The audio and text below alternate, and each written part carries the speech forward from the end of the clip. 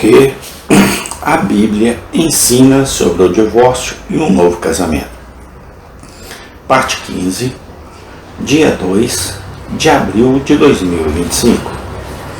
Ele diz para não se divorciar, porque a relação não é pecaminosa e pode acontecer que seu companheiro se converta mais tarde. Versículo 12, 14 e 16. Mas se o descrente escolheria ir embora, deixe-o ir. Versículo 15. Observe que o versículo 16 diz que o incrédulo não é salvo, em contraste com um irmão ou irmã, um filho de Deus, um membro da família de Deus, uma pessoa salva. Gálatas 3, 26, 1 Pedro 1, 22 e etc. Ele abusa da passagem para aplicá-la a qualquer caso que não seja um descrente, deixando um membro da igreja. Não pode ser aplicada a descrentes que deixam descrentes, independentemente de se eles mais tarde se converterem ou não. O assunto de um casamento de dois descrentes nem é considerado aqui. Além disso, aplicar isso a casos de deserção em geral, como algumas pessoas fazem, eliminaria Mateus 19:9 de qualquer aplicação em qualquer caso. Ele diz claramente que esses são casos em que alguém que é afastado não pode se casar novamente. Observe que os argumentos que estamos examinando são autocontraditórios. Primeiro, é dito que um descrente pode se divorciar e se casar novamente, se converter e então permanecer no novo casamento, porque Deus os perdoa no batismo. Então eles usam 1 Coríntios 7,15 para justificar o segundo casamento. Mas a parte abandonada em 1 Coríntios 7,15 não é culpada de pecado algum. Qual é? O novo casamento não é pecado algum ou é um pecado que foi perdoado?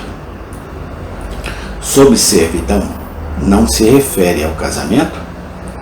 Sob servidão em 1 Coríntios 7,15 não significa o mesmo que ligado no casamento, como em 7, 39 e 27, Romanos 7, 2, 3 e etc.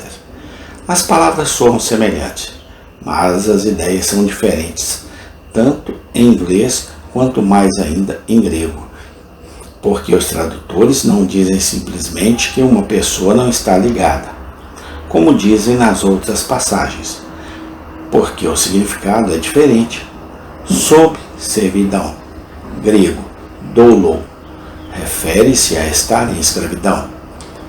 Note Atos 7,6, 2 Pedro 2,19. Nunca é usado em nenhuma escritura para se referir ao casamento. Casamento não é escravidão. É ser casado não é igual a estar sob servidão, escravizado. A palavra também é usada para escravidão ao pecado. Gálatas 4:3, Tito 2:3. E escravidão a Deus. Romanos 6:18 e 22. E obrigação de ensinar aos outros. 1 Coríntios 9:19. Amarrado, grego, del. É usado para casamento. 1 Coríntios 7:39, 27, Romanos 7:2 e 3. E se refere ao compromisso mútuo ou obrigação que resulta de uma aliança ou contrato.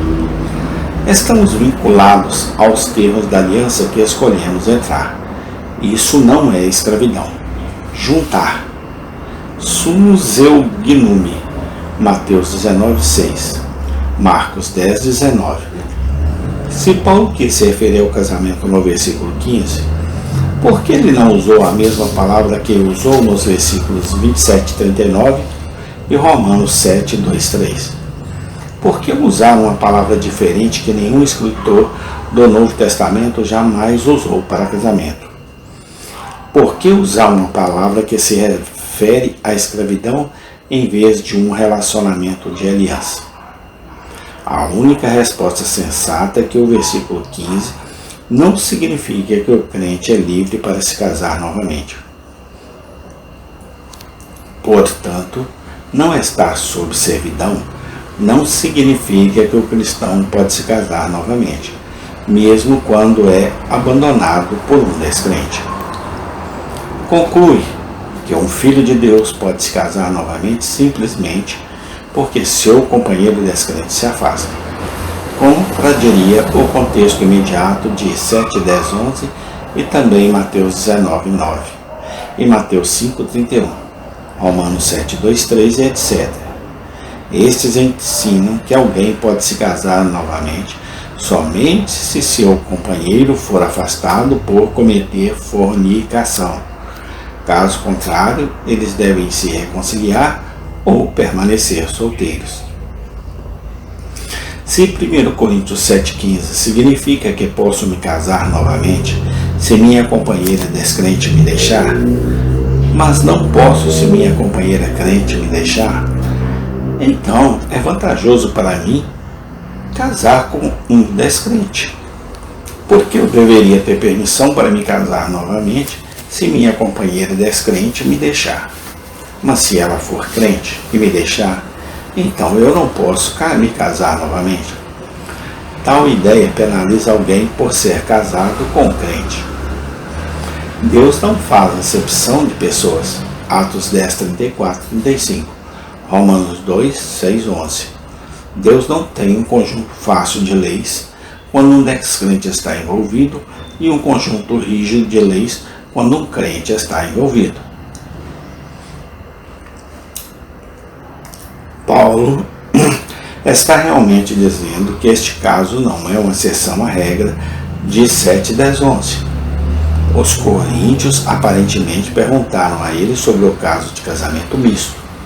Então ele começou estabelecendo a regra geral: não se divorcie de seu companheiro.